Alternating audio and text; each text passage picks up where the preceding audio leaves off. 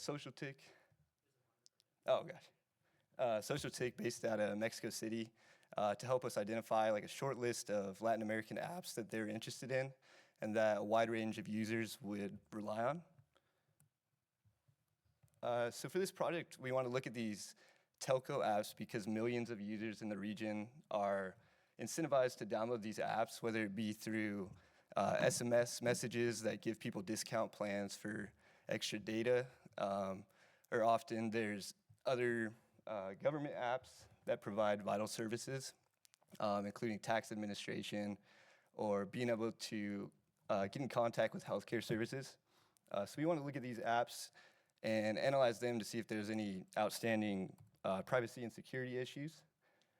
So our motivation for this project was mostly that these mobile privacy policies, they often mention that they could be selling your collected information to third-party advertisers or marketers, but they don't often mention that the end customer in that transaction could also be a government entity, a police force, or a military unit. And so according to this U.S. police report, this officer stated that he had access to thousands of geolocation data for users without even needing a warrant. But more specifically to the Latin American region, these telcos have a history of working very closely with the authorities. So back in 2016, Privacy International put out a report when they were still required to publish this data publicly. And it indicated that these telcos received over 140,000 requests for user data, and 95% of the time these telcos complied with it. And then furthermore, the main telco within Mexico, Telcel, complied with this data 100% of the time when requested by government. And also local bandillas within the region are becoming to be more sophisticated cyber threats. There's been reports of state actors selling them sophisticated cyber tools, including Pegasus and many others. So for this project, we wanted to break down each of these apps according to our 3 specific client-side threats that could apply to them. So first is clear text or network security issues, which is being able to use clear text within the app, which means any upstream or in-path attacker could potentially hijack or just steal that information. Secondly, leaked PII, which would include any app that leaks personal information to a third-party server that isn't indicated in the privacy policy or the Google Play Store description. So most apps will state in their description which information is collected and if it's sent to a third-party server. And our analysis wanted to determine if any of these leaks happen to other servers that they're not indicating in the privacy policy. So jumping into some of the findings, MeTelcel was probably the biggest app we looked at with over 100 million downloads on the Google Play Store. They also hold over 60% of the market share for telco providers in Mexico. And so we found this app on the main page. It fetches over 3 images over clear text HTTP. So on the right there, we show a small example of us replacing one of the images with an obviously fake bad guy image, trying to redirect the user to that account or to that website. And these image requests are fetched consistently every time you open the app on the home page. And additionally, on the bottom left, we attached a MITM proxy screenshot, which shows information being leaked about my personal email, name, and phone number there in the bottom left. And so every time in the app, when you click the Experiencias tab on the bottom right, it'll trigger this GET request being sent out to 5 different third-party servers. And in the privacy policy, it states that your personal information isn't shared with any third parties through this app and on the Google Play Store. But if you use dynamic analysis, you'll see your name, email, and phone number being sent out to these 5 different servers. SatMobile is another major app in Mexico. It's developed by the government themselves. It's responsible for users to be able to manage their personal tax portal and log in with their RFC number, which is similar to the TIN number in the USA, the tax identification number. And users can log in, manage their personal tax, and also chat with helpers. And so the main issue we found in this app is that the chat page is completely done over clear text network traffic. And so it's vulnerable to SSL strip attacks where a user or an attacker upstream could downgrade the connection to clear text. And we'll show a quick video of that happening if it loads. Yeah, so on the terminal, we have SSL strip running along with an ARP spoof just to get in path of the application. And we're gonna quickly show setting up IP tables rule to just redirect any HTTP traffic to port 8080 where we have SSL strip. On the right, we have the app, which is a tax app, opening the chat page. These are all the different options you have on the page. And once you click one of them, oftentimes it'll ask you for personal information, including your ID number, your RFC ID number, name, email, and then some of your location information. And then quickly on the right, we're gonna show in the terminal of the attacker that using SSL strip, you can just log this all out in clear text to the terminal and potentially have enough information to maybe steal an individual's identity. Here we're highlighting all the information we put in. On the left, we also have Wireshark showing all the clear text traffic coming out of the app. So we identify this as a major issue just because it's enough to potentially steal someone's identity. And quickly highlighting some of the other findings we found in the other telco apps. We saw SMS was sent from a lot of these major telco providers as soon as you input an active SIM card.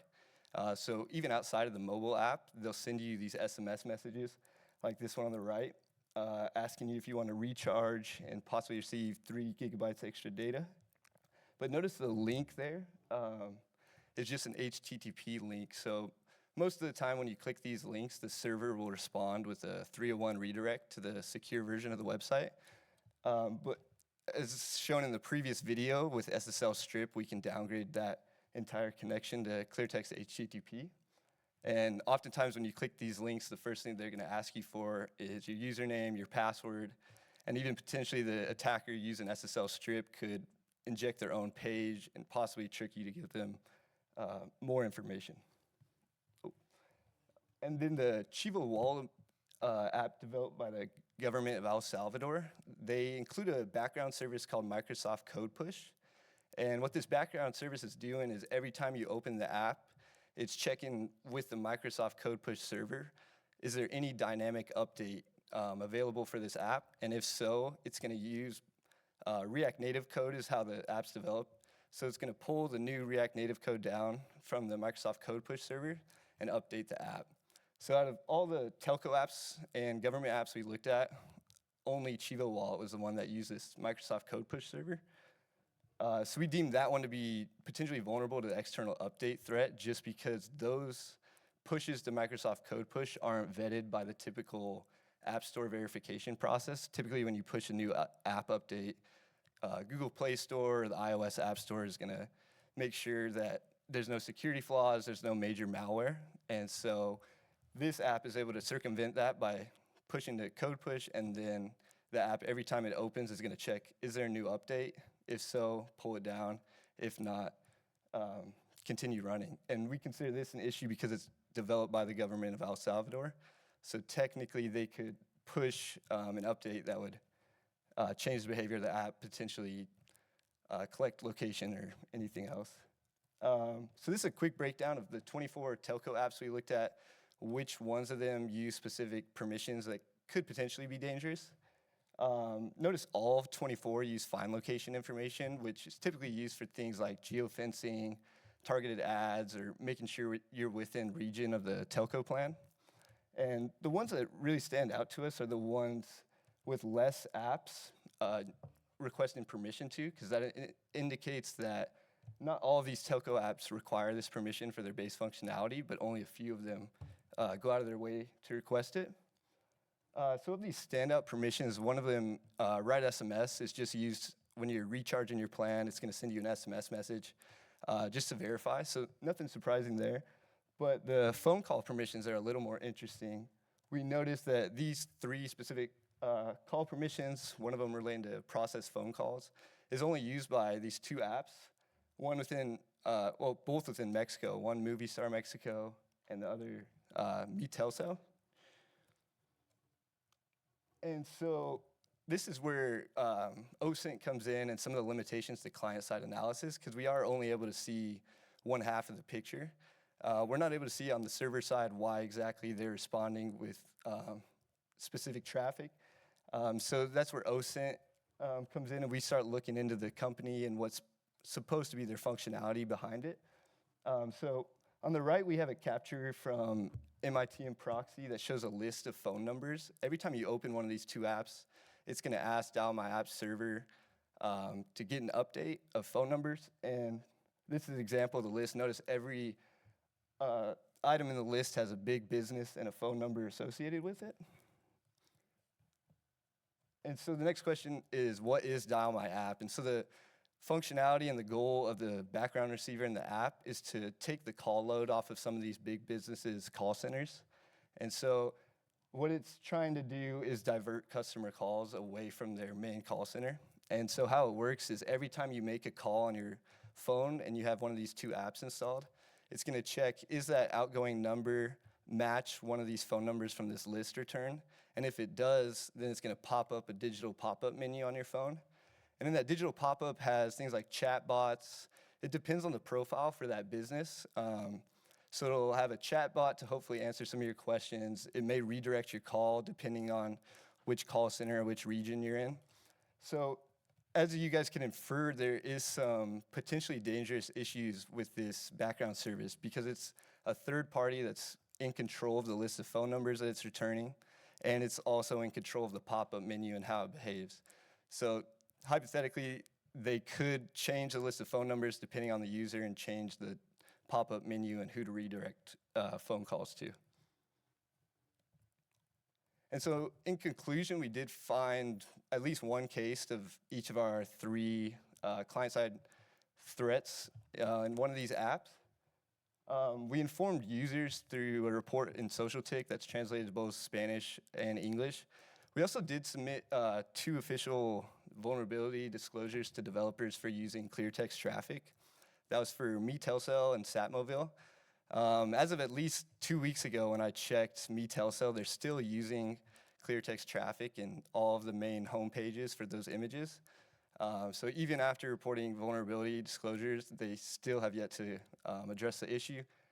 We haven't been able to get the latest version within the last 6 months of Satmobile because they make it very difficult to access the official government apps through Mexico without physically being there and be able to show your devices there.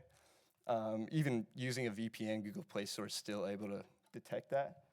And so we do think at-risk users that have to use these apps should use things like VPNs to protect themselves from SSL strip, clear text network injection. And we also, we think more dynamic analysis of apps should be done just because so many users, tens of millions of users are reliant on these apps with such a big threat base. We think more people should be looking into information leaks and security flaws that could be included. And so in the end, we do have a GitHub repo that we set up for anybody with an APK that's interested in dynamically analyzing it using MIT and Proxy, Frida. It also has steps to walk you through rooting a phone and setting up all the tools for it. So thanks again, SocialTIC, Citizen Lab, and ASU for all the support. And I'll open up for questions now. Thank you, Paul.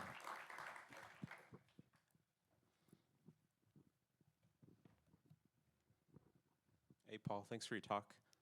Appreciate this kind of research. So 2 questions for you. First one, so you mentioned rooting. So just to be clear, you guys used hardware instead of emulating Android for your analysis? Yeah, so we used Google Pixel 4 for most of the analysis, and then later we updated Google Pixel 7 running, I think, Android 13. And so we redid all the analysis on the newer phone, make sure everything applies to the latest operating system. Gotcha. And second question, did you run into any issues with TLS with certificate pinning? So more and more, yeah, it's not totally mainstream yet, but there's a lot of app developers that are choosing now to use TLS pinning. Good for security, bad for privacy research. Yeah. We did actually, so out of those 24 telco apps, I think there's 4 other apps outside of that. So out of those 28 apps, I only saw one that we ran into SSL pinning on. and it was the Mi Claro Colombia app.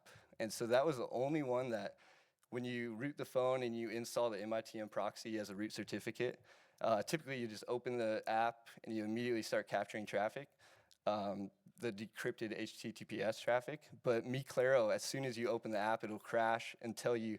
We found a way around it using Frida and a SSL pinning bypass script. So we're able to get around it and still be able to capture the traffic. But I think we do have instructions on how to set that all up too in the GitHub if you run into similar issue.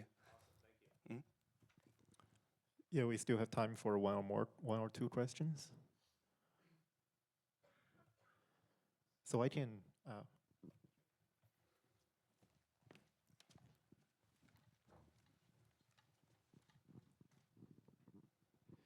I just wanted to point out, because it accidentally got deleted from the slide, but this was Ben's Open Technology Fund Information Controls Fellowship Program that he did for a year. And I think Aman's going to talk about that at the rump session, so she'll tell more about it. But yeah, that got deleted from the slide. So.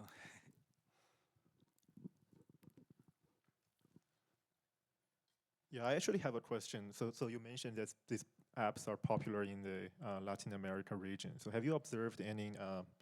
Have you observed the same app behaving differently, security-wise, depending on which country's app store the APK is sourced from? Yeah, we did see Mitigo actually was interesting because the Android manifest for all 8 countries we looked at is the exact same. When you do like a vim diff or a diff on them, the only thing that'll pop out is the country code as the difference. But we actually rechecked within the last month and noticed that the only one that changed out of all those 8 countries was the Mi Claro Colombia app, which is the same one that was doing SSL pinning. And the only difference between the app now is it has one background receiver called, it's com.speedchecker. And then it has the rest of the name. It has a few different background receivers and services from com.speedchecker. And if you look into what that service does, is it's mostly trying to verify the network speed, so how fast, maybe you're on a social media website, how fast is that happening? But it also has some background location collection that it's doing. So that's one that we're still, it actually just updated with, and those results aren't included in any of the paper because it's been so recent before we conducted this main research. But Tigo is probably the most easy to see those differences. But in an app like Movie Star, when you look at those 8 apps, they're completely different. The background services, you notice they're using the same base of Movie Star receivers and services, but the third parties that they use for analytics or mobile marketing vary all over the place. So it's interesting to compare Movie Star to Tigo and see how different those apps are.